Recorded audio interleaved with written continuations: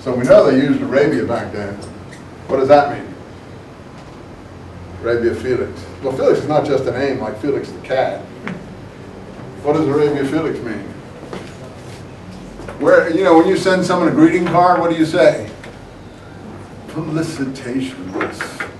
It's the Latin word for be happy, happy Arabia. It's the word for happiness. Felicitations, be happy. We use it in English, sending some Latin in words like that. Felicity. Comes from the word felix.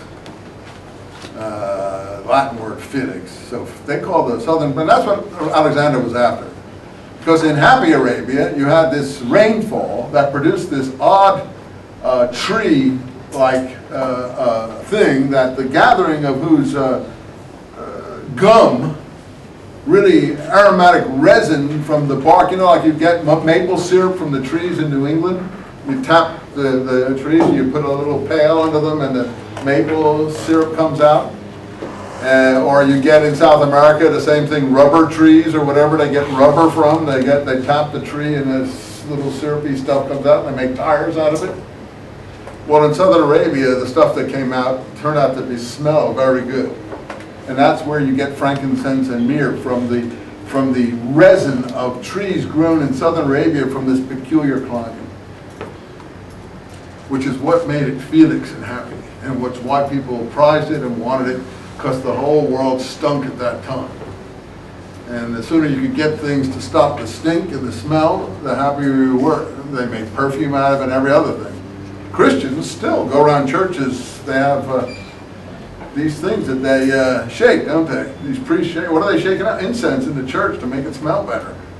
Hippies used to have these little sticks that they used to burn. I don't know if you still, what were they called, those little things, sticks that you burn with that? Incense, yeah. Incense, yeah. It's all originally from Arabia, Southern Arabia. That's other places they've got versions of it, but nothing was as good. It's very precious still. You can go to Southern Arabia and you can pay a lot of money for this stuff.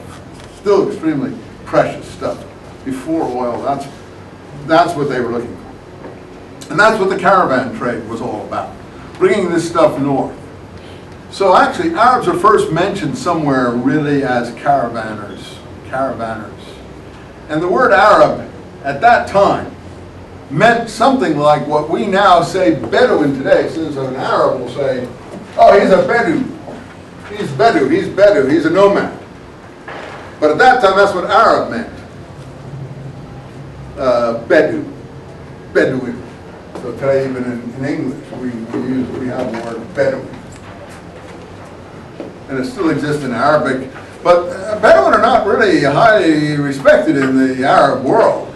I mean, I've lived in parts of the Arab world, and the city people, city Arabs, townsmen and Arabs, ooh, dirty smells, camel smells, flea-bitten, you know, oh, go away, I don't want you, they come to the house, sell rugs or something, and people either buy or chase them away, but not something that's highly regarded. And neither do the Bedouin like the city Arabs that much either.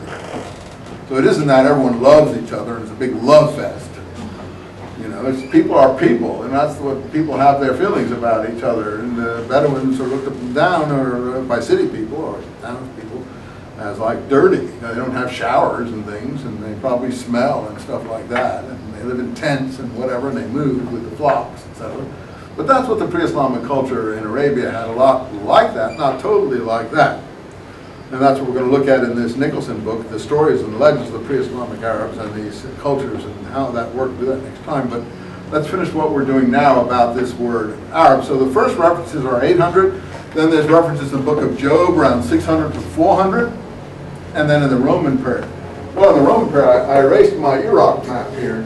But the word Arab went all the way up from Arabian Peninsula into what we would now call Transjordan, on into Iraq, all the way up to Mesopotamia into northern Syria. For the Romans, all that was what they referred to as Arabia. And we get it from the Roman historians. They refer to all that area as Arabia. Not just what we call now the Arabian Peninsula. But they record all through Iraq and these places the Romans called Arabia. And you get it in the Roman historians.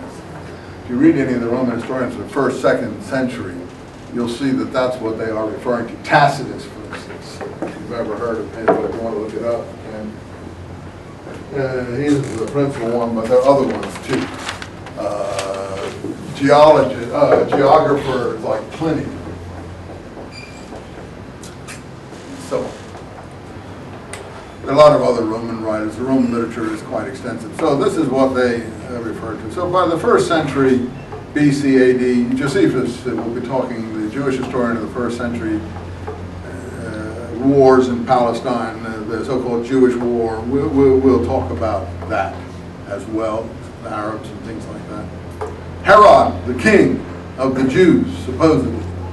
Everyone's crazy enough to think Herod was a Jewish king. How many think Herod is a Jewish king? Most people. Oh, you know, Herod, the king of the Jews. No, that was a Roman title that the Romans applied to whoever was in control of the country. Herod was not a Jew at all. He was born a Idumean, Greco-Romanized Arab. He was from, his mother was from Petra, the city in Transjordan, which was the capital of the Arab kingdom of Transjordan, and his father came from a family of priests on the what is now near Gaza, or the Jews call Ashkelon, and he was a Greek priest of I forget what, the Apollo, I think. When the Romans came in, he was one of the people that helped them come in and conquer the area in the 1st century BC in the Roman armies, and he was a good, because he had connections on both sides of the Jordan River, and he rose through Roman ranks to become the first foreign governor in Palestine after the Romans conquered the place. And then he parlayed his governorship into a family kingship that then became called King of the Jews. But Herod was never a Jewish king as such, and that's what all the trouble was in the 1st century BC, that the Romans imposed this outside monarchy in place of the local native monarchy. And that's what the Dead Sea Scrolls are all about too. I can tell you that from the work that I've done. You can look at my work and you'll see, but you've taken those classes. You know what is involved there. And Mr. Ferris, you know what's involved in all that. But most people don't even know that. Christians don't know that. Well, most people from Islamic people have never even heard of Herod, for that matter. Christians know Herod because of the birth of Christ, and Herod wants to kill all the Jewish children in the Gospel of Matthew in order to get rid of Christ, supposedly. Anyway, these are stories we deal with in Historical Jesus class. We'll teach the Historical Jesus class next fall. If you want to take it, you can. And where I'll deal with a lot of these issues in more detail. And I'm only teaching every fall, so this fall I've got an Old Testament class Wednesday evening.